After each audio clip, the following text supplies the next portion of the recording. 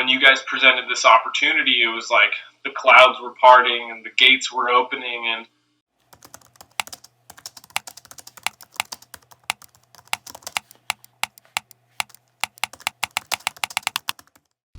hey guys, I'm Brian.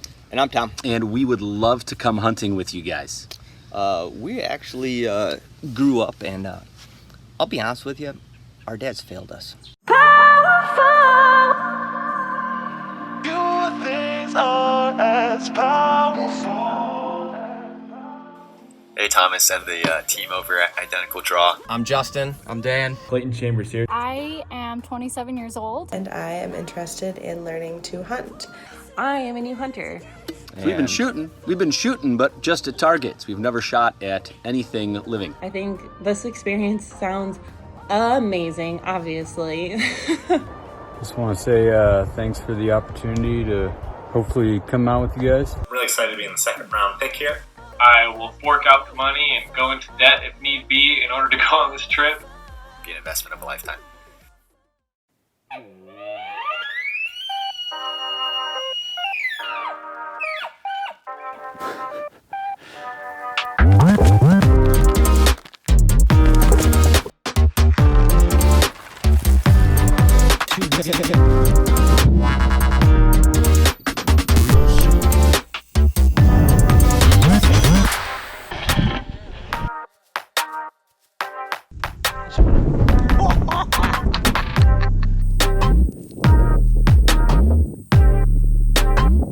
Dude, oh my goodness. I cannot believe that. Oh my goodness.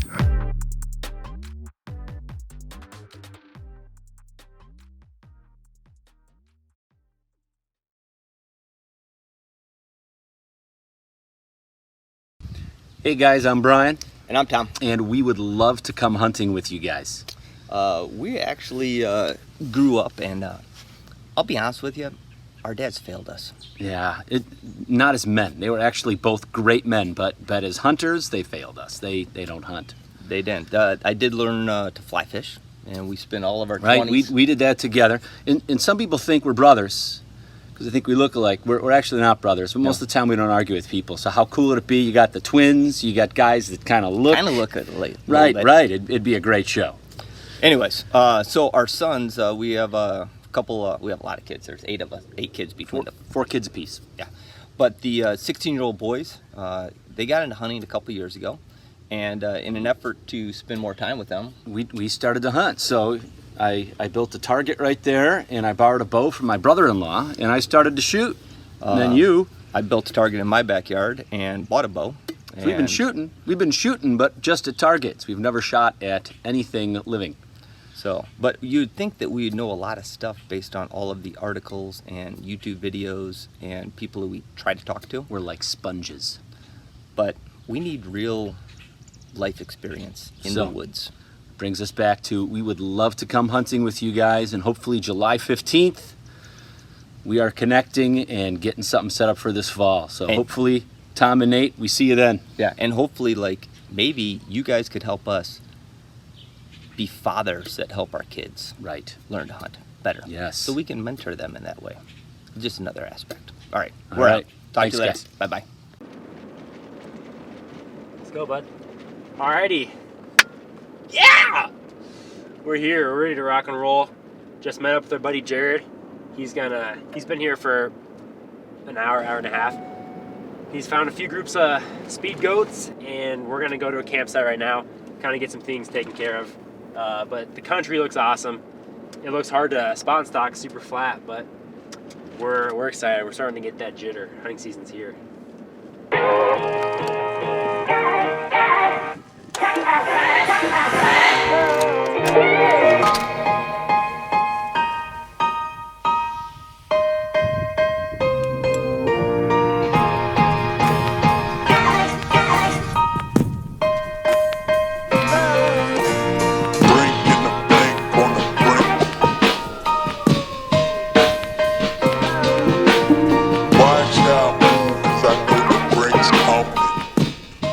How's it going, guy?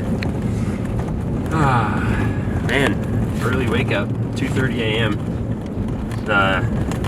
the rain starts to increase on the top of our tent, and the cannon was outside doing the lap, so I was like trying to force Tom to go get it, but he wasn't budging, so I'm like, well, we're gonna both go out there and clean up all of our stuff that can't get wet.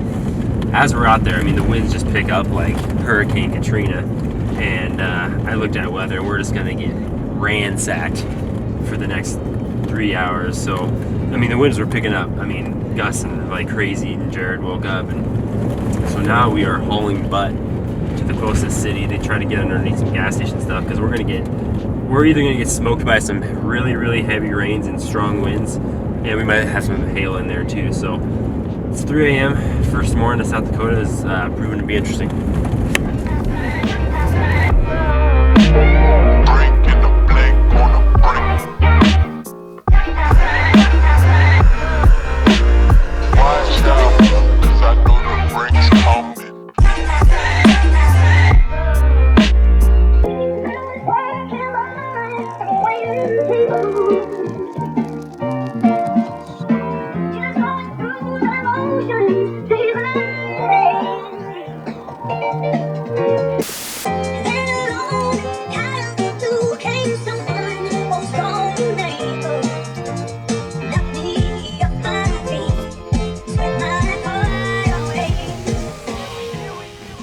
See if these Chicago boys are ready for him.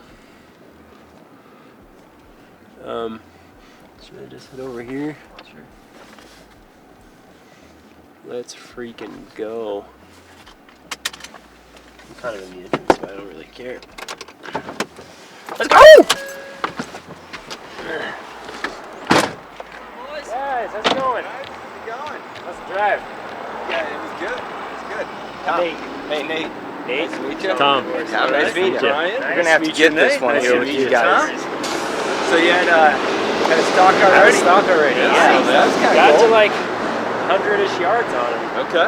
The wind just screwed us up, but the wind would have been good. I liked our odds, so nice. We found a few different groups of them, but we're kind of here and there, weird spots. Gotcha. So we've been covering quite a few miles just trying to drive and find groups. So. Ooh. Dusty. We are getting camp set up.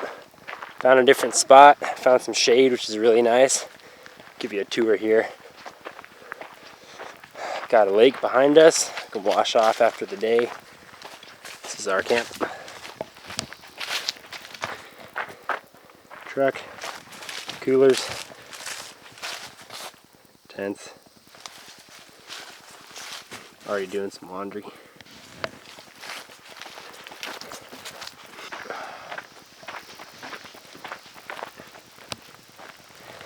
Big tent. Jared's, Tom and Brian. We are set up. My name's Tom Sena, and I'm actually 51 years old, and I am from Illinois. I am actually from Arlington Heights, Illinois. Brian Vander, I'm 50 years old, and I'm from Palatine, Illinois, a northwest suburb of Chicago. So we actually, we've been having the opportunity to get our sons into hunting. They started about 13 years old, so they're going on 16 now, and about a year into it, we thought that this bow hunting was pretty fun, and so I ended up buying a bow with a good friend of mine who's on the hunt as well. And then we started shooting, but you just don't know anything. I didn't grow up in a family that was a hunting family, so we ended up looking into this thing. I tried to get into mentorship programs, and then we saw this come up online through a number of different social media outlets. And Brian and I decided to make a video one day and send it in, and we're pretty blessed that we got picked for it. In terms of getting into hunting, I've always loved the outdoors. And my son started hunting. I married into a family that hunts, and my son really got interested in it. And to spend more time with him, I thought, what greater time to get into it. And then bow hunting specifically, I just like the closeness it brings you, the intimacy it brings you with what you're going after. So I thought that would be fun. My son's been bow hunting, and so it's just been something fun to do with him and learn to do with him. Excited. I am excited to just be out. I love the West. I love being out in the Dakotas and any place where I can be on God's country. So it's pretty cool there. But I'm excited to just get into stalking and see how close we can get to an antelope. Hopefully we can get the deal done. As far as fears, it actually hit me about, I don't know, probably 4 weeks ago after we had found out we had won the hunt. And I thought to myself, I'm like, the first time I'm gonna have to kill an animal, I'm gonna be horrified because that camera is gonna be on me. And I'm like, oh my gosh, what if I completely choke and screw it up? So that's probably my greatest fear. I'm just excited to get out, start seeing some goats, learn how the spot and stalk goes.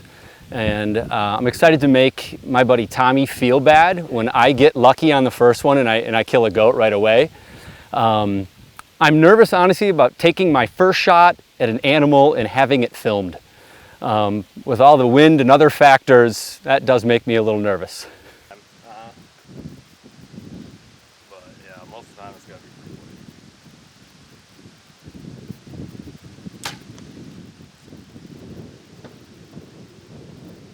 Now, you don't have to be a psychologist to understand these guys have some fears about the hunt. But man, we are glad they are here. The next few hours in camp are spent easing their minds and answering questions so they are ready for their first stalk. All right, so we've got all three trucks driving. Jared's in front of us. Me and Tom, Tom and Brian are behind us. And we just spotted a mega goat. Jared thinks borderline B and C. But basically, we're just trying to spot some goats right now. When we find a stockable group, me and Brian, or Tom and the other Tom, we will go after them, and the other two trucks will continue on finding groups. And basically, we're just gonna keep covering the landscape until we can find a group to stalk. So, put on miles. After driving around for a little while, checking off different spots, we finally found our first group of antelope. Nate and Brian were up first.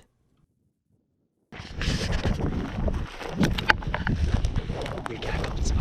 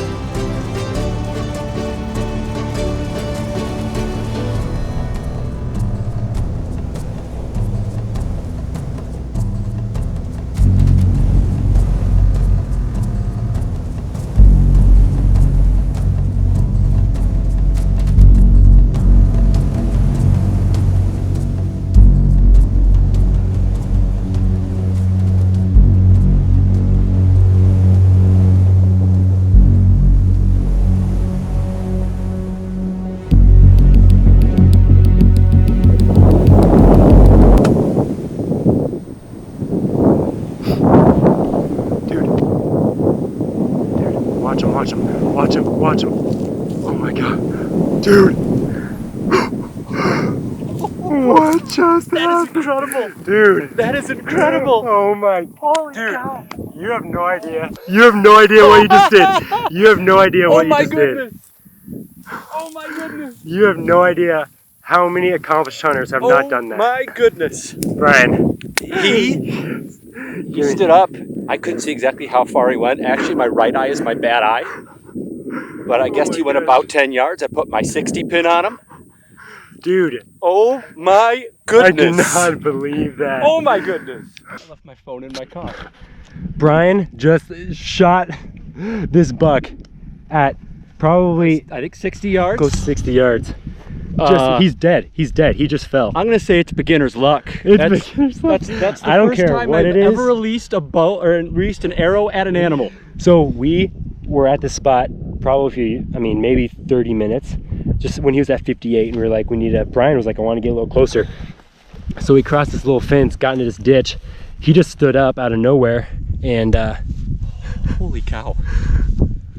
yeah, you still. Good, I'm old. My right arm isn't numb. My left This arm, is whichever this one. is I'm not having a heart absolutely attack. crazy. Holy cow. Oh my gosh. Well, Let's go check them out. Let's go check him out. Do you want to? Let's go grab our packs, and then we'll give Okay. him 2 more minutes to Perfect. do what he does. I'm And gonna grab my arrows here. Brian, yes. If anybody's hunted antelope, they know this is an impossible hunt. And this new hunter who's been putting in a bunch of archery practice just drilled him at 60. Oh my gosh. Woo! I can't even believe it. Holy cow, I can't believe You're it. too lucky. We're hunting more I am. often. Brian, Tom's fired. Brian is my new hunting partner. Done. I'm in. Oh my gosh. What the?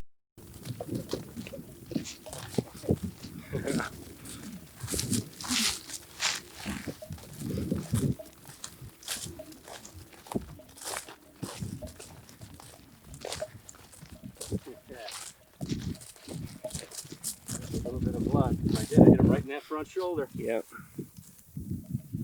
Wow. Oh my gosh.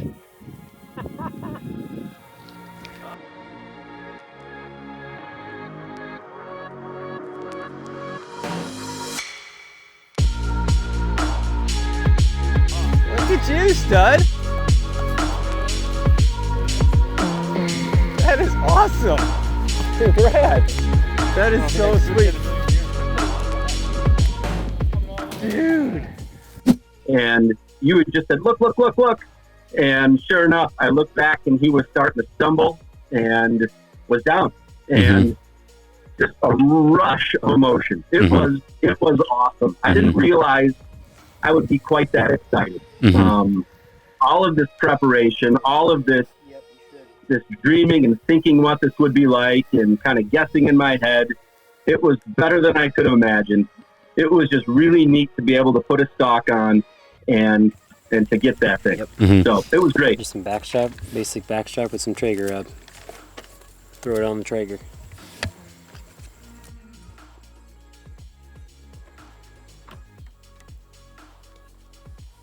Go for it. We got the cooler full of meat, ready to go home in a couple days, and then Brian's working on the head. It'll be a first for all of us. It's an adventure.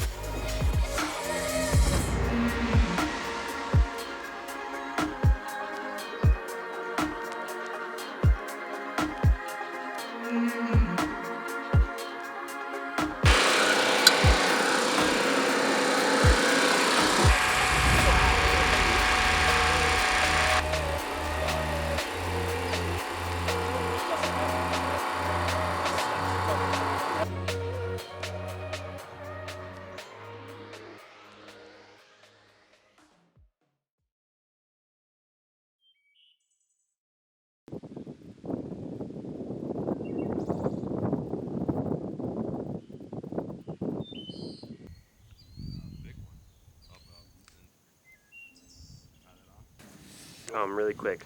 Yeah. Day number 2. Day number 2. Buddy Brian got it done. How you feeling? Feeling great. Feeling like now this whole time I get to just hunt a lot and he has to sit around and watch stuff. So I have a lot better experience. He only gets 1 stock out of this thing. I'm going to get tons more. Tons more. Tons more is right. It's like Tom took a look into the future before the interview, because that's exactly how the next few days went. Unlike Brian's miracle hunt, we were able to give these guys a taste of how antelope hunting typically goes. Running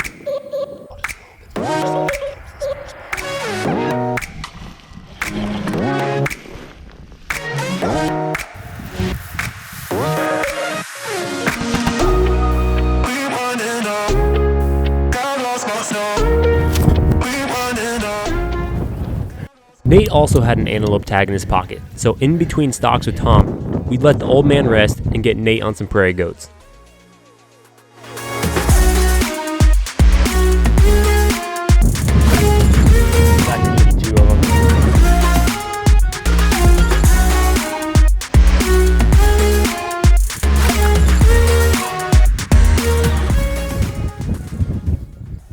You were so close to closing it in. Like, I mean, how close did you end up getting to that younger buck? Do you remember?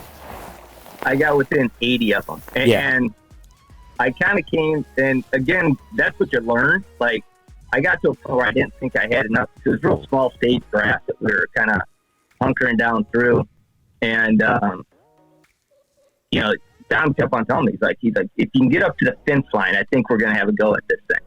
And we got to the fence line, and they're pushed off. They're like, well, if you get to that clump of sage, you should have a shot at it. And it just kept on going. I kept on working it, and those dang antelope, like you said, it felt like every time they'd bump out to 120 to 140.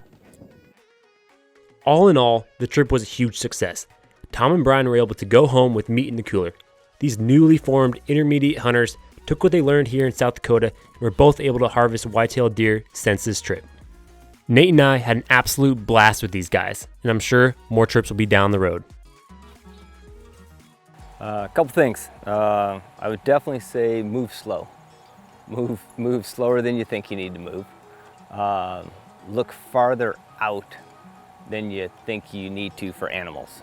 I was always looking too close at the beginning, and you'd always tell me like, hey, they're farther out. So that was a big thing. Yeah, pack a solid tent because we weren't anticipating the weather we got. So weather can change really quickly, and definitely have the gear in that you would want to have. So I would say the first thing probably is, especially with Pronghorn, is they're just so dang good at seeing you. Just how slow you need to approach, how careful you need to be with where your head is, and the fact that they'll see you before you see them. Total blast. I love spotting and stalking. I love being able to see the animal, and it's just more active than the whitetail sits I've done with my son before. So that's just more my personality. I kind of like to be able to be moving. Oh, absolutely. I love it. I am hooked. Not only because it's the first time I've ever put down an animal, which was just a whole rush in and of itself. The whole stalk, the whole, heart's pounding.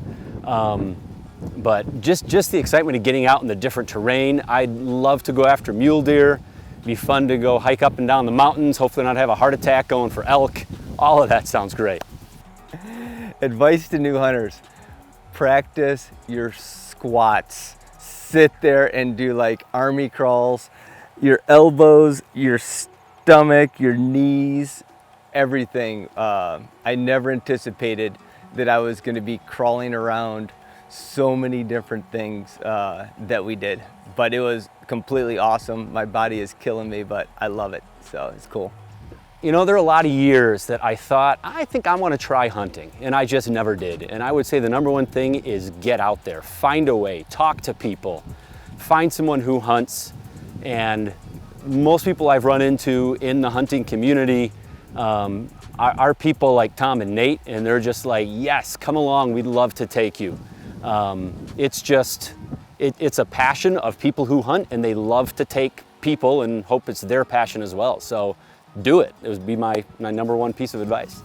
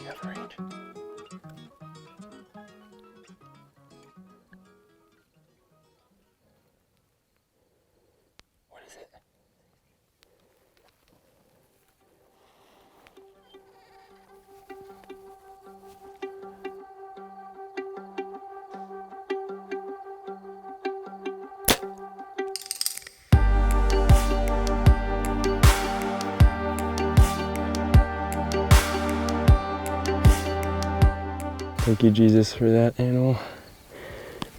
Wow. Well, Thomas and I were working over here to these bales. We've had deer we've had antelope all around us. Big groups down here, a few groups behind us. Just nothing really close. So we were gonna just move up on this bale because we know there's some underneath. And Tom gets my attention as we're moving right here. Nate, get down, get down. Right here. And this doe is just working right to us. This antelope doe. She stopped there, right there, and Tom got her range at 60. She took like 2 steps, just a little more broadside, and I just drilled her. She's down right there in the field. Yes. We're taking antelope meat home, baby. That is a relief.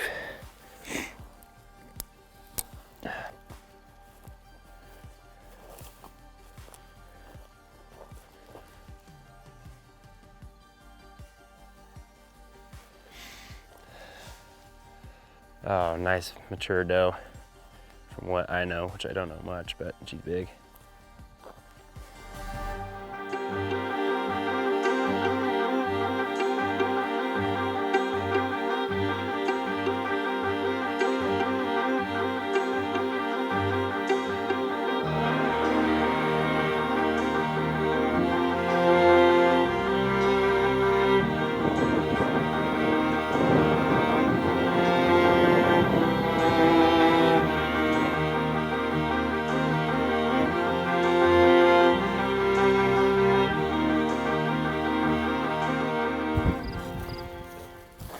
Well, we really can't ask for any better start to the season. Having 2 awesome hunters, Tom and Brian, and our buddy Jared from Mule Deer Foundation come join us out here in South Dakota. Just couldn't ask for a better way to start it off. Two antelope down, tough critters to kill with a bow, that's for sure. But off to Nebraska, gonna go clean this doe up a little bit and then pack up camp and go pick up our other guys. Just packed up camp. We are loaded 10 high, and our truck's full. Just, we got to get 2 guys and their luggage in here still. We've got stuff on top. Yeah, so we're gonna be packing a lot. Downer. We're professional movers. We can get it all packed in here. Movers. We will figure it out. But yeah, camp's broken down. We are gonna try to find a shower. Haven't showered in 6 or so days, 7 if you count the drive day. So we're pretty greasy, pretty grimy, pretty dirty. Smell like dog, and so we're gonna hopefully try to find a shower, find some food, and our batteries are all empty. All of our batteries are empty, so we need a place to charge bats. And we're picking up Josh at the airport in about an hour and a half. So pedal to the metal, boys. Let's go. This is living right here. Yep.